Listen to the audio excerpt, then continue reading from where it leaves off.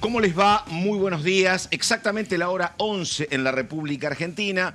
Vamos a estar hoy viernes con una síntesis de todo lo que pasó, que es mucho en términos políticos. Es la semana del fin de Adorni, es la semana del comienzo de gestión de Diego Santilli, es la semana de la reunión del presidente Javier Milei con diputados y diputadas, también senadores y senadoras de La Libertad Avanza, para hablar de la agenda que se viene. Vamos a hablar de lo que está pasando con colectoras, un tema en materia de elecciones que es fundamental, vamos al detalle. Vamos a hablar de zonas frías, es un momento muy particular para hablar de zonas frías y de reforma política, así que vamos a estar con esas cuestiones hasta las 12. Primero ella, Daniela Romero. ¿Cómo le va, Romero? Buenos días. Buen día, Pato, ¿cómo estás? Muy bien, muy Buen bien. viernes.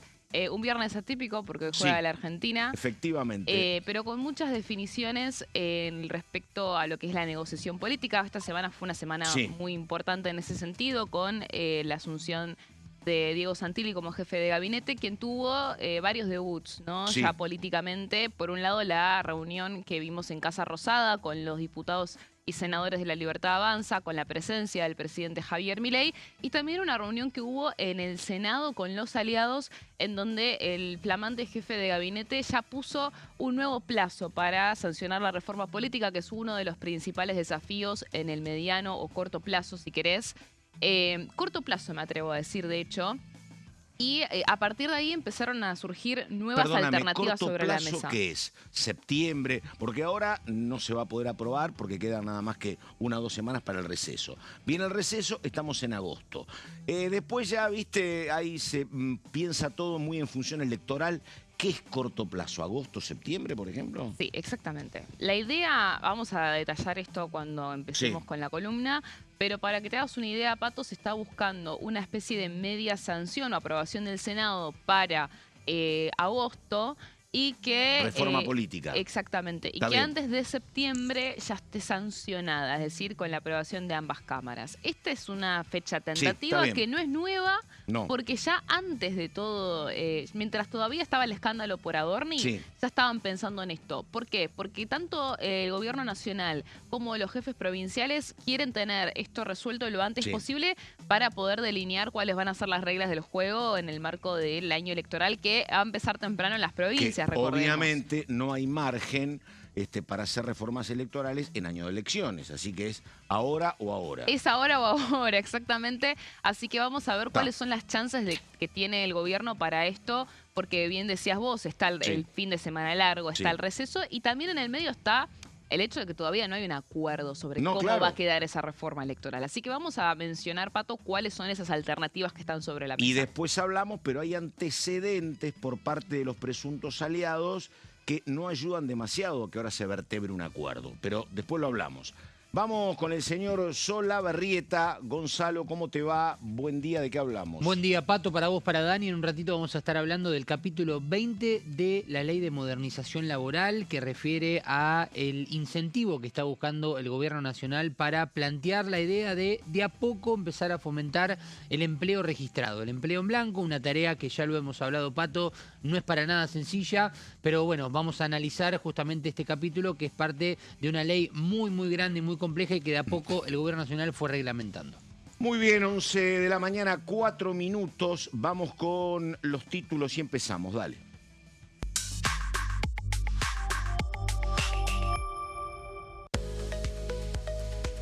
Reforma electoral. Gobernadores piden reincorporar las colectoras al sistema electoral.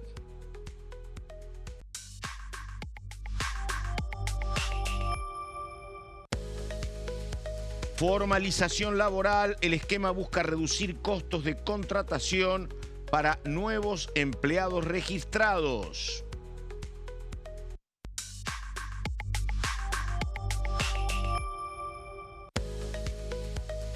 Grupo parlamentario con Israel. Sabrina Ahmechet, elegida como titular. Estuvo presente el embajador de Israel, Eyal Sela. Bueno, y vamos a lo que tiene que ver con el tema electoral en la República Argentina. Un sistema electoral que es toqueteado y vuelto a toquetear permanentemente. Cuesta mantener reglas claras. No teníamos PASO, aparecieron las PASO, se suspenden las PASO, había listas colectoras, se eliminan las listas colectoras. Siempre tiene que ver con el prisma del titular del Ejecutivo de turno. Se han modificado fechas. Así que bueno, se mete en este tema Daniela Romero. Diga, Romero, por favor.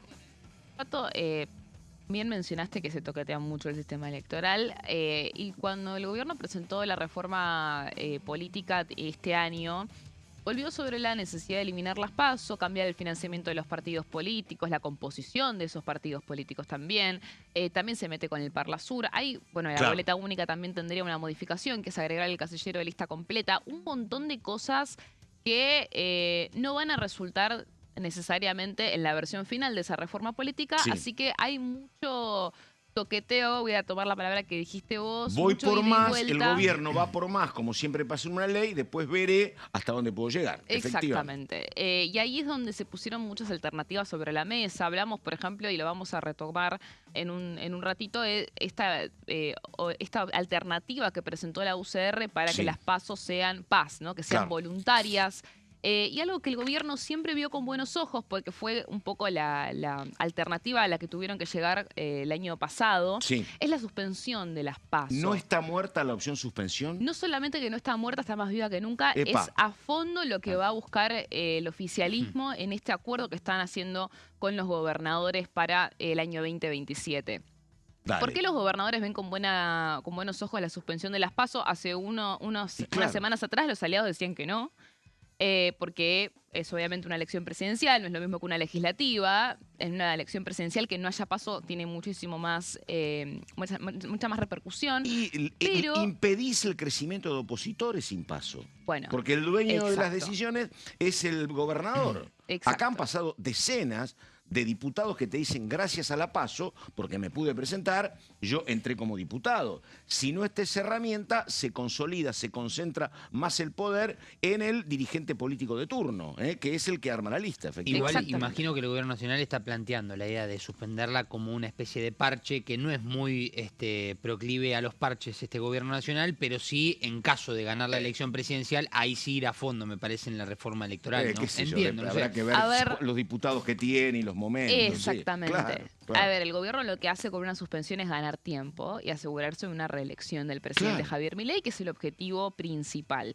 Después de esa eventual reelección y cómo queda la composición del Congreso, verán si pueden volver a insistir sobre la eliminación de las PASO. Es exactamente el mismo mecanismo que vimos ahora con la renovación del año pasado en el Congreso. Volvieron a presentar la reforma política y ahora estamos en este mismo lugar que estuvimos en principios del 2025, en donde, como no tienen los números para eliminar las PASO, aparecen estas segundas opciones. Porque además la PASO en muchas ocasiones ha sido una gran solución.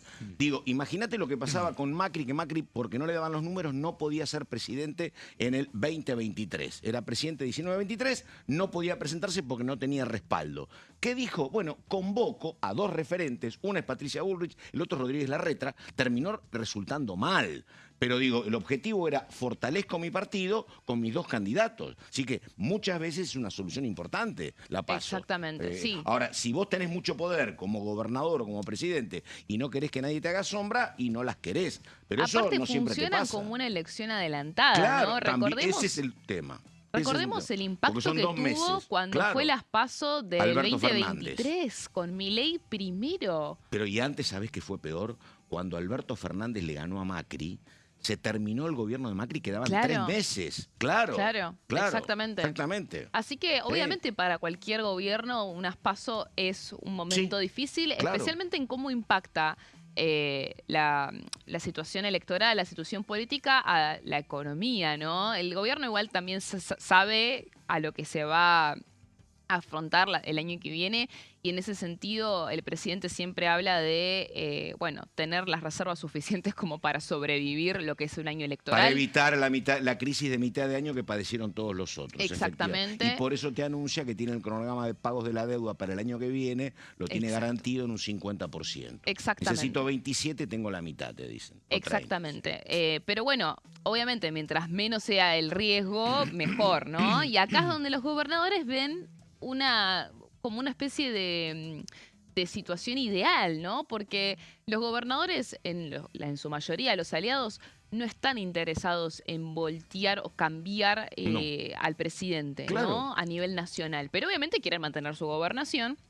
Entonces acá ven una situación ideal en la que vamos a ir a las placas, en la que una suspensión de las PASO pueda ser el escenario perfecto para ellos, porque significa que le aseguran al presidente la reelección, pueden tenerlo a él como candidato a nivel nacional, pero cuando Milei ya no compita, porque obviamente solamente es posible una reelección, las PASO van a seguir vigentes, ¿no? Esa es como un poco la proyección a futuro, es lo que ganan con una suspensión. ¿Y qué es lo que están pidiendo a cambio? Y esta es la novedad de esta semana. Según lo que estuve hablando con algunos referentes políticos del Senado, esto lo ven como algo que recién empieza, pese a que Diego Santilli, como ministro del Interior, hace ya varios meses viene negociando y articulando la reforma política con los gobernadores, es la reincorporación de las listas colectoras al sistema electoral. A ver, lindo tema, muy de los 90 y de principio del siglo, dale. Es un tema que es lo que permitiría. Vos podrías tener que estén varios candidatos a gobernador bajo la candidatura del presidente Javier Milei como reelecto para la presidencial. Entonces, eso les ayudaría muchísimo a los gobernadores aliados para seguir compitiendo en sus provincias y al mismo tiempo seguir apoyando al presidente a nivel nacional.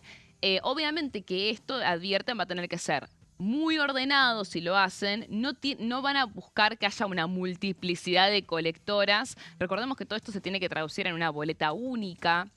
Así que todavía es algo que es muy prematuro como para poder determinar exactamente cómo va a haber. Creo que más de 2 colectoras no van a haber. Eso ya te lo puedo ir anticipando, Pato. Ah, más de 2 no. Más de 2 no.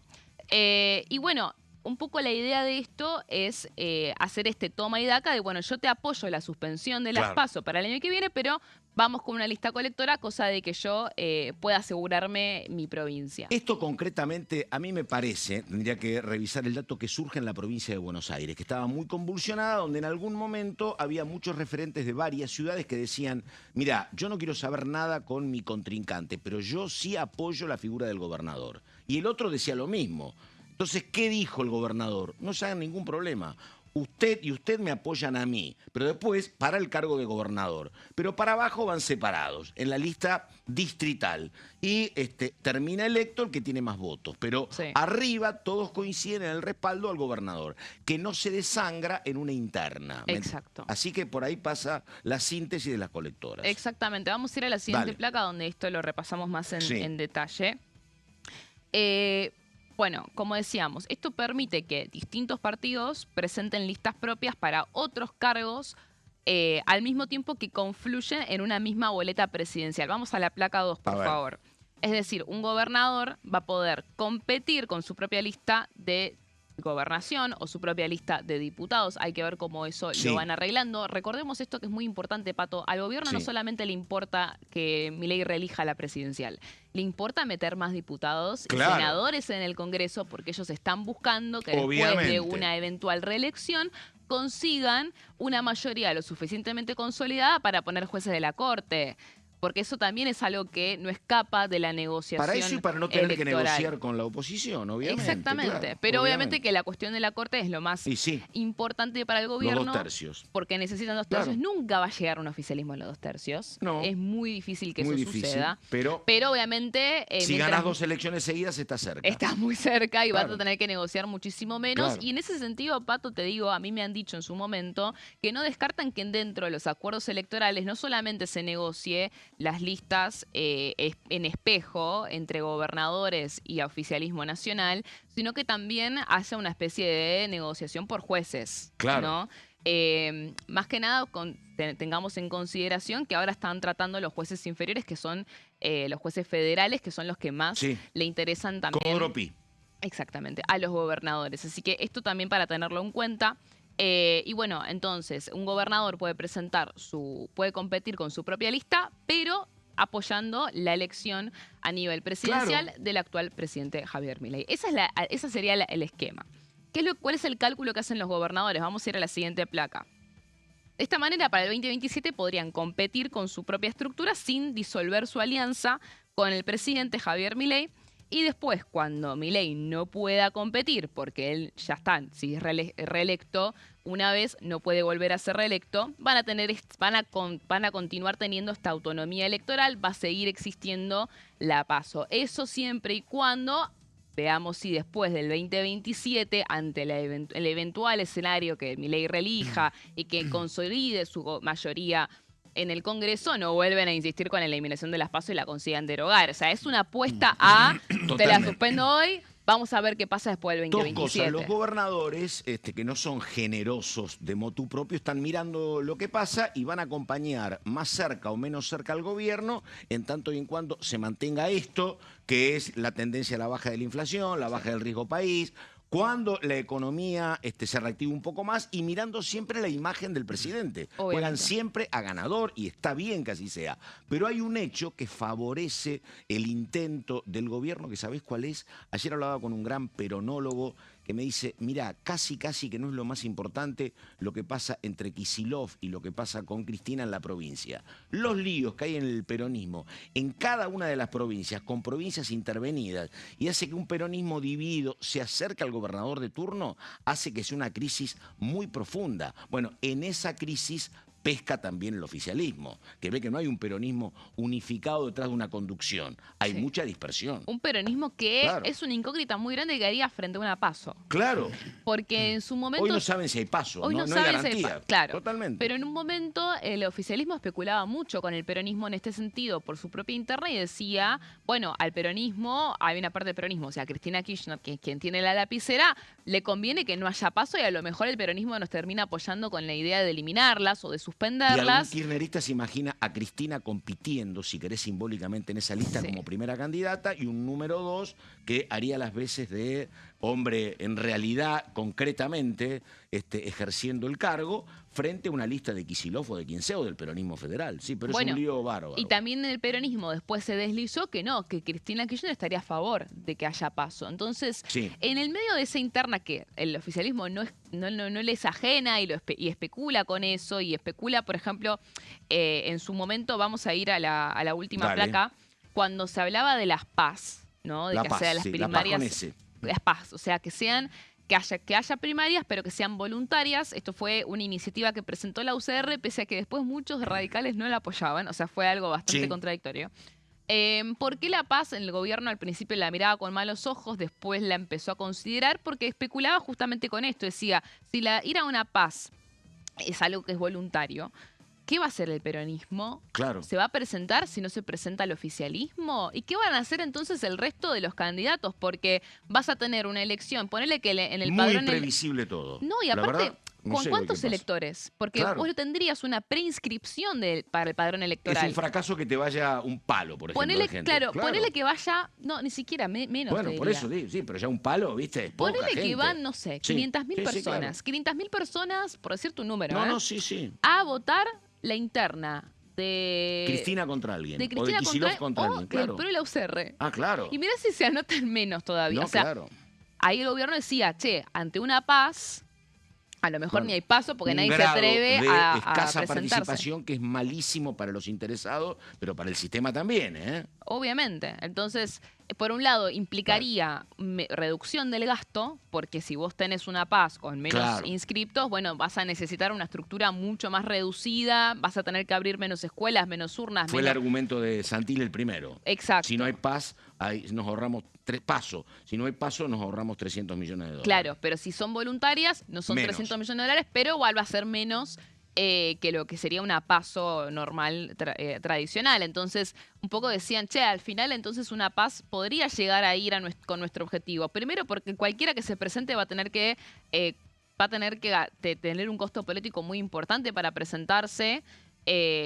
Es una situación que expone mucho a los partidos políticos y encima, bueno, de paso nos ahorramos Perdóname, tengo que ir dólares. a Valdés, pero en 10 segundos, decime, vos por lo que sabés, ¿el gobierno está más cerca de una política como fue la que hubo con Esdero, de acuerdo? ¿O eso de Esdero puede resultar raro y hay más escenario de confrontación como pasó en Corrientes, ¿entendés? Cuando el gobierno nacional negocie con los gobernadores. Yo creo que eso va a seguir siendo dependiendo del gobernador y dependiendo de la provincia. Hay varias alternativas. Tenés a los socios electorales que ya sabés que van a ir en alianza, que son los mismos del año pasado. Esdero es uno, Claro. Cornejo es otro. Sí. De hecho, en Cornejo no están evaluando que si no se ponen de acuerdo con Cornejo, ir a una paso amistosa entre ellos. Eso es algo que Karina habilitó en sus reuniones con Alfredo Cornejo, con Mendoza. Complicándolo un poco a Petri. Eso Sí. es literalmente así. Sí. Y lo mismo con Rogelio Frigerio en Entre Ríos. Sí. Hay que ver si esos socios electorales se amplían a algunos peronismos amigables o si hacen la que ya venían anticipando que iban a hacer, que es la lista espejo. ¿Entendés? Competimos para la gobernación, pero hacemos listas espejo para el Congreso, que es lo que realmente les importa. O sea, va a depender la estrategia política de cada provincia y de cada vínculo. Bueno, hay mucho, Romero, hay para ampliar en un ratito, pero lo tengo a Eduardo Valdés, un hombre que conoce mucho de vida interna del peronismo, de elecciones. A ver qué dice Eduardo Valdés sobre reforma electoral. Dale. Para nosotros es un punto crucial. Nosotros vamos a defender las PASO y cualquiera que pretenda ser aliado del peronismo en las elecciones del año que viene, si no apoya, no juega con nosotros en el tema de las elecciones primarias obligatorias, no pretenda después ser aliado nuestro. Es un punto en el cual no tenemos vuelta.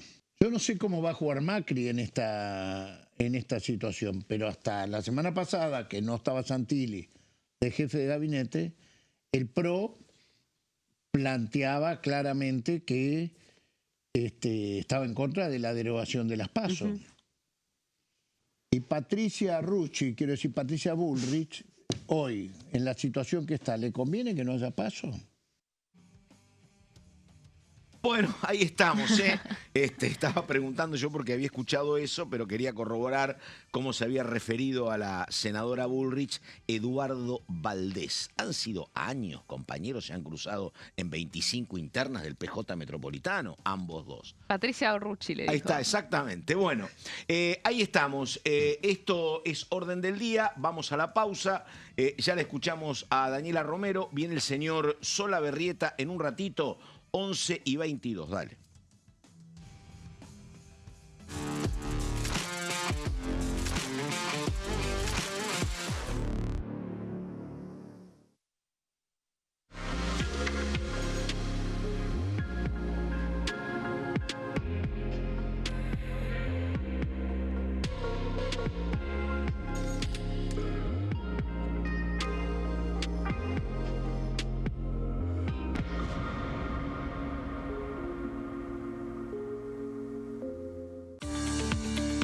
Leyes en un minuto.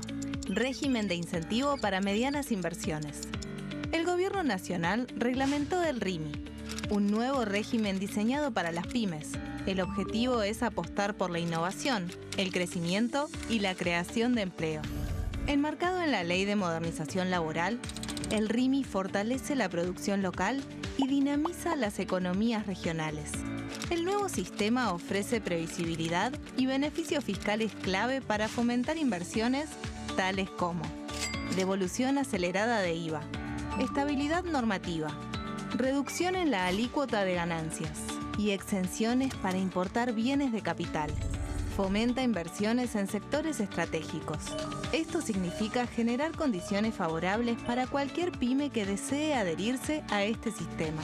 El régimen se adapta al tamaño de cada empresa con escalas que comienzan en los $150.000 de inversión. Con este marco, Argentina da otro paso esencial para impulsar la inversión productiva a nivel federal.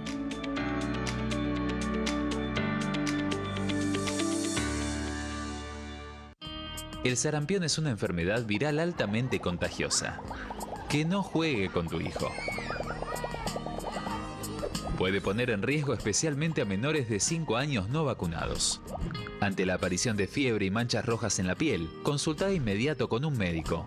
La vacuna es la única forma de prevenirlo y es parte del calendario nacional de vacunación. Es segura, gratuita y está disponible en vacunatorios, centros de salud y hospitales públicos del país. Vos ya tenés esta vacuna, dásela a tus hijos. Elegí prevenir.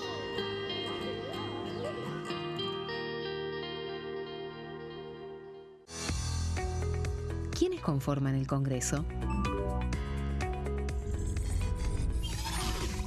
El Congreso de la Nación está conformado por la Cámara de Diputados y la Cámara de Senadores.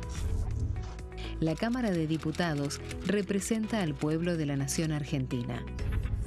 Esto significa que las provincias más grandes y con mayor cantidad de habitantes tienen muchos más diputados que las provincias más pequeñas. La manera de establecer las cantidades es proporcional. Por ejemplo, la provincia de Buenos Aires cuenta con 70 diputados nacionales y la provincia de Tierra del Fuego con 5. La Cámara de Senadores representa a las provincias. Cada provincia envía 3 senadores al Congreso Nacional. El total de senadores es 72, dado que las provincias argentinas son 24. Este es el número fijo, estipulado por la Constitución Nacional. Cada 2 años, el Congreso Nacional renueva la mitad de sus diputados y 1/3 de sus senadores nacionales. El mandato de los senadores es de 6 años, mientras que el de los diputados es más breve, dura solamente 4 años. La Cámara de Diputados tiene 257 miembros. En el recinto, los diputados se agrupan en bloques y en interbloques que expresan partidos políticos o afinidad ideológica. Existen también los monobloques, integrados por un solo diputado. El bloque oficialista se dispone a la derecha del presidente de la Cámara, el bloque opositor mayoritario a la izquierda, y en el centro, los bloques con menos cantidad de integrantes. Son requisitos para ser diputado: tener al menos 25 años, 4 años de ciudadanía argentina, haber nacido en la provincia por la que se postula o haber residido en ella los 2 años precedentes.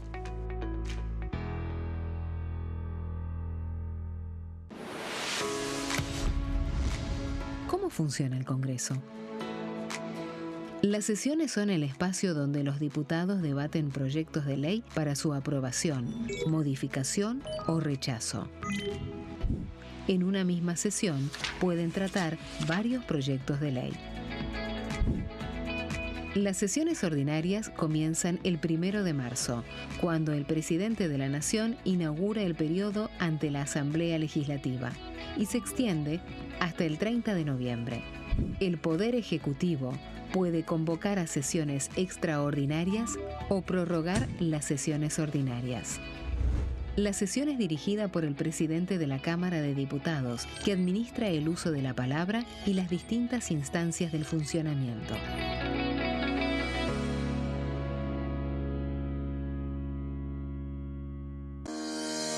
Leyes en un minuto. Régimen penal juvenil. El 12 de febrero, la Cámara de Diputados aprobó el nuevo régimen penal juvenil con 149 votos a favor, 100 en contra y 0 abstenciones. A partir de esta ley, se baja de 16 a 14 años la edad en que las personas pueden ser juzgadas penalmente. Para delitos graves, como homicidios, robos violentos o secuestros, habrá prisión efectiva en espacios específicos, siempre separados de los adultos. En cuanto a las penas, tendrán un máximo de 15 años. Por otro lado, en el caso de los delitos menores, se van a aplicar otras medidas como la reparación del daño, servicios comunitarios, restricciones de circulación, monitoreo electrónico y programas educativos. Además, se crea el rol de supervisor, que estará a cargo del seguimiento, asistencia y control del imputado.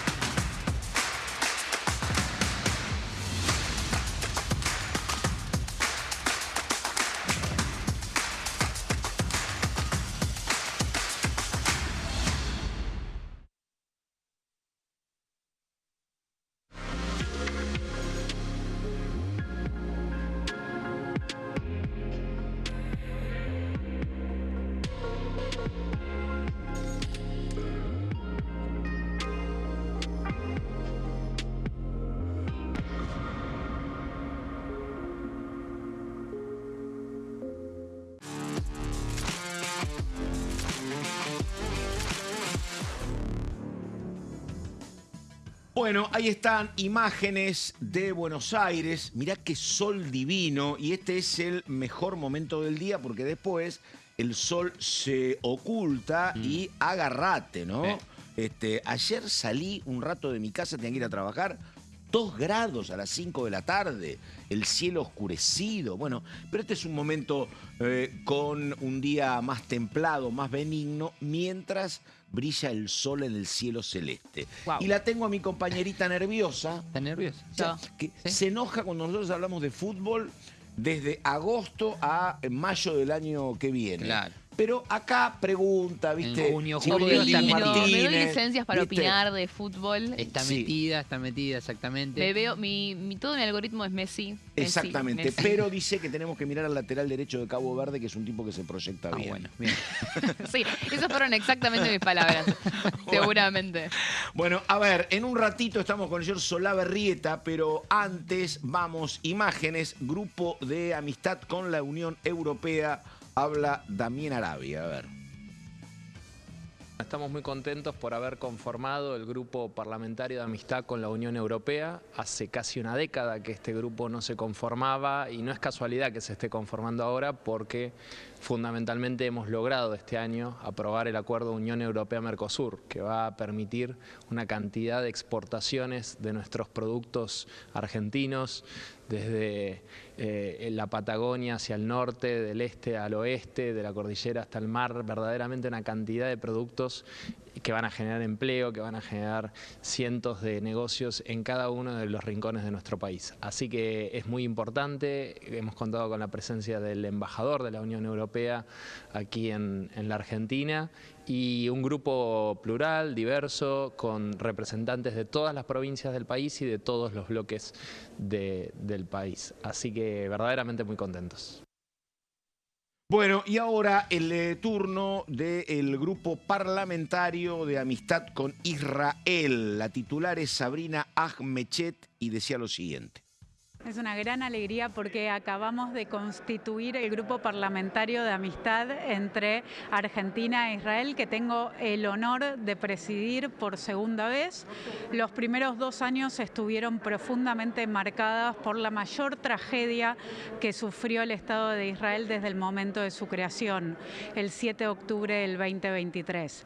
Ahora nos esperan 2 años diferentes en donde estoy absolutamente convencida que va a ser la transferencia de tecnología, los conocimientos en educación, en seguridad, en agua, en riego y la lucha contra el antisemitismo, los temas que van a marcar nuestra agenda.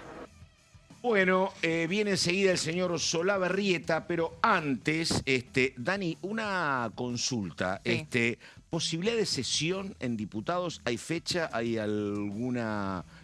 ¿algún día en vista o no? No, en diputados no, pero sí en el Senado están Sí. pensando una próxima fecha. Recordemos que esta semana se reunió labor parlamentaria y se reunió también Santilli con los aliados porque están buscando una próxima sesión para todo lo que quedó del primer Inviolabilidad de la semestre. propiedad privada, por ejemplo. Por ejemplo, eso, ingreso de pliegos judiciales y acuerdos. Bueno, y hojarascas también. Básicamente la agenda Sturzenegger que nunca terminó de avanzar Y del todo. zonas frías, me Bueno, parece, zonas ¿no? frías Claro. porque A ver. por un lado está lo que es el paquete legislativo Sí. que queda del primer semestre, Claro, así y como lo otro inminente. pendiente de esta semana. Los próximos objetivos Sí. fuertes sí, Sí. son zonas frías, reforma Sí. electoral. No están pensando en sancionar esto de acá a No, largo plazo. dije También zona es en fría el porque corto plazo. tiene sanción de diputados, le quedaría a la instancia del Senado. En cambio, reforma sí. política tenés que remar en ambos. Sí, ambos lados todavía de la- reforma del política tiene pasos perdidos. un largo tramo Claro. por delante. Hay que ver si zonas frías lo terminan Sí. incorporando en una eventual sesión con todo lo que dijimos, propiedad privada, hojarascas, pero bueno, Me veo- dijeron que los gobernadores le dijeron, muchachos, pleno julio. no veo tanto acuerdo con zonas frías. Escuché lo mismo. Propiedad privada ya habían tenido 12 versiones, tuvo propiedad Sí. privada, estaban listos para aprobarla en la última vez, pero bueno, todo lo de Adorno pasaron empantanó cosas. otra vez la sesión, pasaron cosas.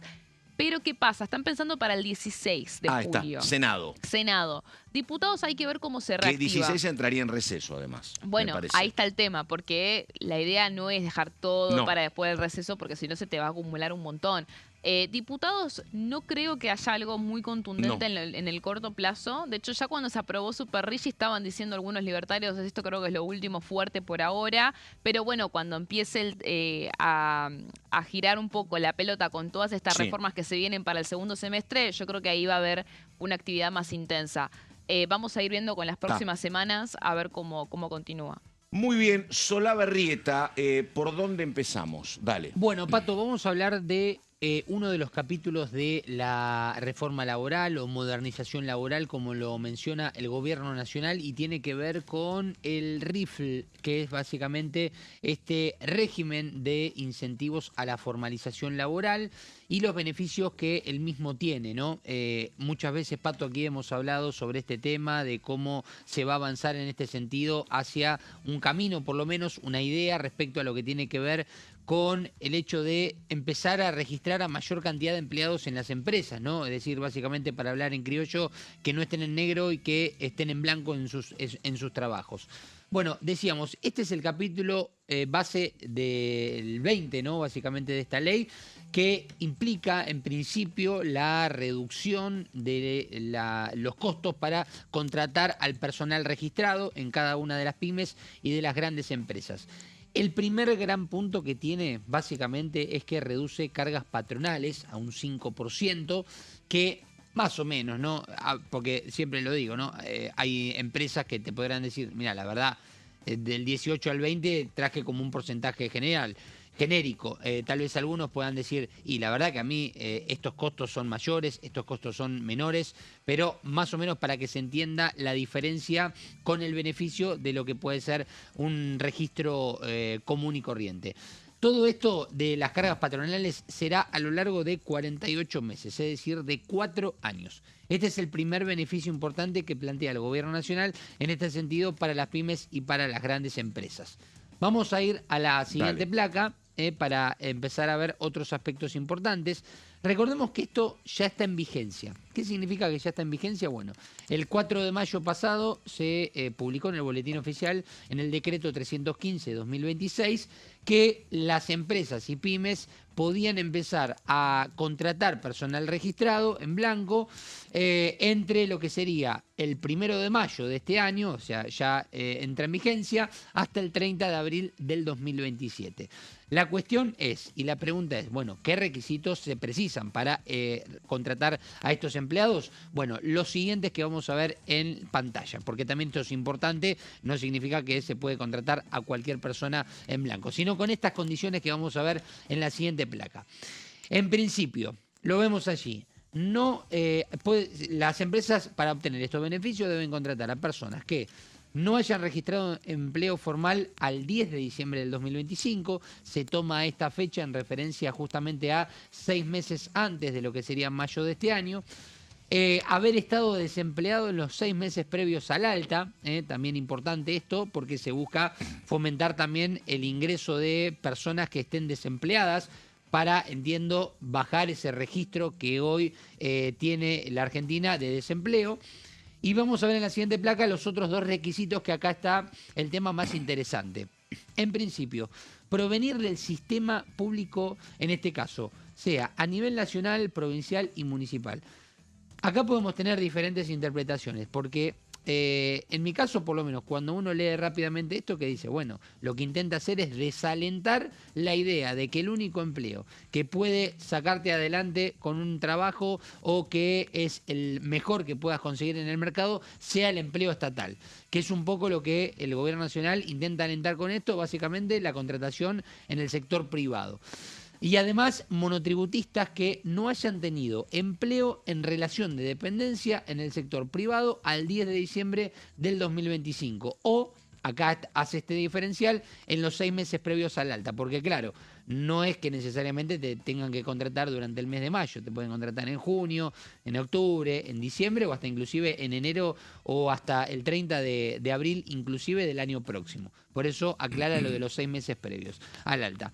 Bueno, y al mismo tiempo, más allá de que esto ya ocurrió en mayo, encontré que esta semana se hizo un estudio a través de una consultora, Pato, y vamos a verlo en la siguiente placa, que tomó como referencia, ahí está, el informe de PMP Contabilidad y Consultoría, que se dedicó a hacer un relevamiento esta semana, obviamente con un trabajo previo, de lo que se podría ahorrar una pyme, por ejemplo, en esto de la baja de las cargas patronales al 5%. Bueno, lo que identificó básicamente es un ahorro del 11% en el costo laboral total de los empleados en este caso. La referencia que tomó para llegar a este 11% fue un salario bruto mensual de 2 millones de pesos por empleado en el sector del comercio o en la UOM. ¿Y qué resultados saca con esto para ver en números representativos y justos? Bueno, el ahorro anual por trabajador de 3,3 millones de pesos. Esto es una estimación, no es lo único de los que tenemos que agarrarnos, sino que es una proyección. Y también puso el ejemplo, para una pyme, por ejemplo, que tenga 10 empleados a lo largo de los 48 meses, que sería el beneficio que está brindando el Gobierno Nacional con este capítulo de la Ley de Modernización Laboral, serían 135 millones de pesos a lo largo de estos 48 meses, teniendo una pyme 10 empleados por lo menos. Bueno, un tema que tiene que ver con algo que vos decías, Gonzalo, y que el tema es muy interesante e importante cuando se dice que se propende a que el trabajador busque algún tipo de empleo en el sector privado y en el sector estatal. Pero el tema es así. Yo, la verdad, no creo que haya una voluntad por elegir el trabajo público por sobre el privado. El tema es que tiene que haber generación de trabajo en el sector privado.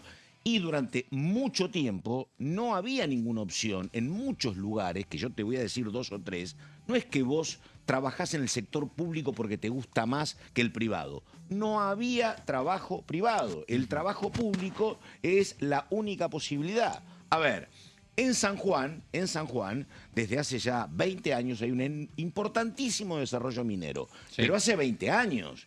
Antes, el único trabajo que había posible en San Juan era el empleo público, en la justicia, en la docencia, en la administración de la provincia. Digo, era muy reducido lo otro. Es decir, creo que lo que vos tenés que generar es desarrollo del sector privado para que el individuo pueda tener un lugar. Digo, Santiago del Estero hace 10 años decían vamos a construir un gran estadio. Hoy entre el gran estadio, entre las termas y lo que son las pistas para motociclismo y automovilismo, hay un movimiento del turismo que es anual. Bueno, hay un montón de servicios que te dicen me voy al sector privado y no al sector público. Pero digo, no es que el trabajador elige el público porque le gusta más. En muchos casos lo elige o tiene que optar por eso porque es lo único que hay. También, sí, lo que tenés que hacer es generar a través de la iniciativa privada o del Estado, trabajo en el sector privado para que sea la segunda opción o la otra opción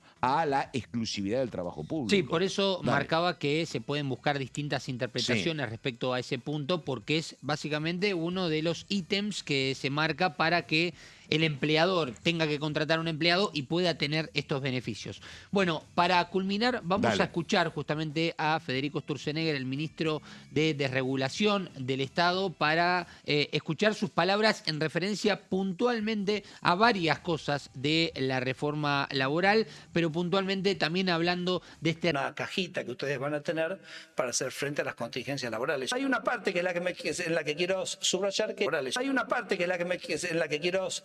que es la de las negociaciones colectivas. Es decir, la posibilidad de que ustedes pueden tener acuerdos salariales por empresa.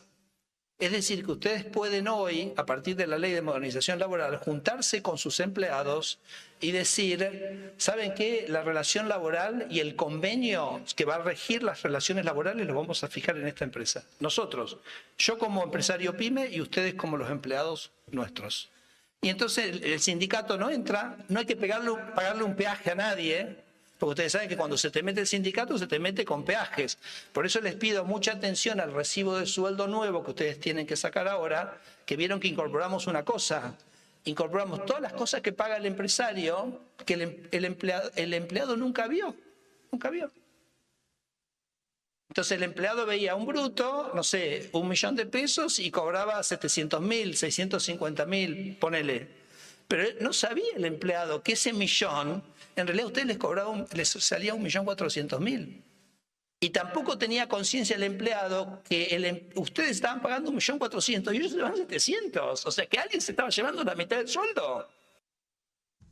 Bueno, ahí estamos. La palabra de Sturzenegger. Hay varias cuestiones para señalar. Primero, que uno lo ve, él habla mucho del tema gremial y es una oportunidad. Esto no es nuevo, esto data de hace mucho tiempo. Pero la verdad, ¿no? Qué momento desteñido para lo que era históricamente la CGT, para lo que era una central empresaria central laboral, perdón, de muchísimo poder, con un rol específico en la economía argentina durante décadas. Bueno, hoy ese rol está absolutamente desteñido y lo demuestra esto. Prácticamente se habló en su momento de alguna medida de fuerza, todo quedó en una opción que no se terminó de concretar, así que nada, dato de la realidad. Lo otro que dice Sturzenegger también es un tema para tener en cuenta, porque está hablando de ahora cuál es el bruto y cuál es el neto, y cuando vos ves el neto, tenés más claro qué es lo que estás cobrando, pero también otra realidad dura, ¿no? Sueldos mayoritariamente por debajo del $1.000.000 y lo que implica eso como una escasa herramienta en materia de poder adquisitivo, ¿no? Que es un tema que se está viendo permanentemente cuando uno mira los números del consumo en la economía argentina. Está baja en el consumo, está ligada directamente a lo que está pasando con salarios por debajo de $1.000.000. Bueno, 11 de la mañana con 48 minutos. Solaberrieta, ¿le queda algo pendiente? No, ¿no? No, de las placas no, exactamente, no. Bueno, perfecto.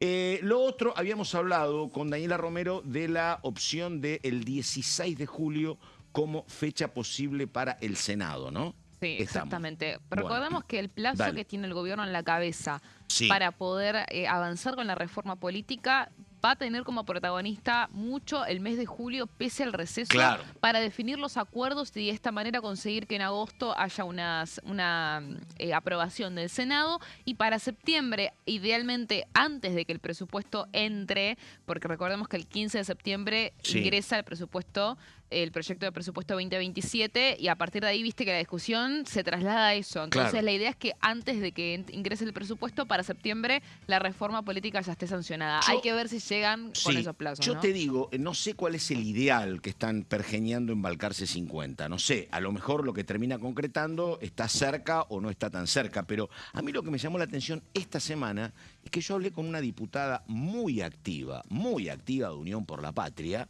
convocante de los encuentros federales y demás, y le pregunté yo por la reforma electoral, y ella me dijo que creía que por el desorden propio y por los avances del oficialismo era muy factible. No me preguntes el alcance de esa reforma, pero que creo que van a conseguir cosas. Sí, eso las van a definitivamente. conseguir. Tanto los gobernadores como el oficialismo nacional están muy interesados en esa reforma política. Así que eso yo creo que seguro. ¿Cuál va a ser ese resultado final? Es la gran incógnita. Porque recordemos que las PASO son un tema dentro de todo lo que hay en esa reforma. Acordate es un montón. todo lo que tenía que ver con la forma de las boletas, con la posibilidad de votar. Había un montón de cuestiones que, bueno, creo que el gobierno tiene muchísimo para trabajar. Habrá que ver lo que termina cerrando con los gobernadores, pero me parece que cuando avanzan en la reforma laboral uno encontraba una CGT muy golpeada.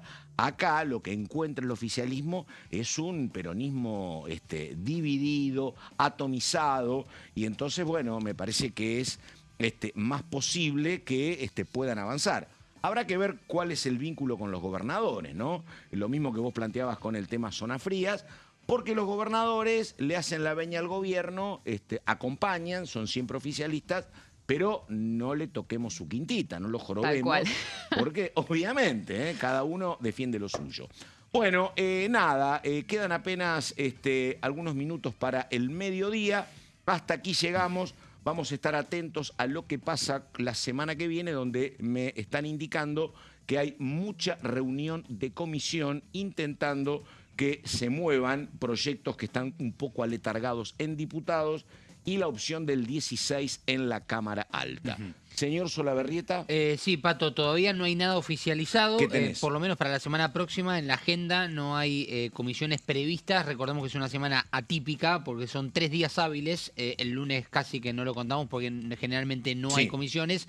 Y martes y miércoles hasta el momento, igual recordemos hoy viernes, siempre los viernes son días de actualización y oficialización de comisiones. Esperaremos hasta por lo menos la 1 de la tarde para ver si esto se actualiza y si se mueve alguna comisión. Sí hay algunos eventos particulares que se van a desarrollar. Ejemplo, te doy data cortita de, por ejemplo, un evento que va a realizar el diputado Eduardo Falcone, que en este caso tiene que ver con el futuro del monotributo. Fíjate que recién hablábamos del trabajo y del empleo. Va a estar convocando a la presidenta de Mara, monotributistas asociados, Noelia Villafañe, a Oscar Ponce, abogado tributista. Así que esto se dará en uno de los salones del anexo a las 5:30 de la tarde. Muy bien, Daniela Romero, sufra bien, disfrutemos, esperemos, esta noche, después de las 19. No, yo cuando veo un partido me doy cuenta por qué no veo fútbol en general, porque no sé cómo hacen, es horrible.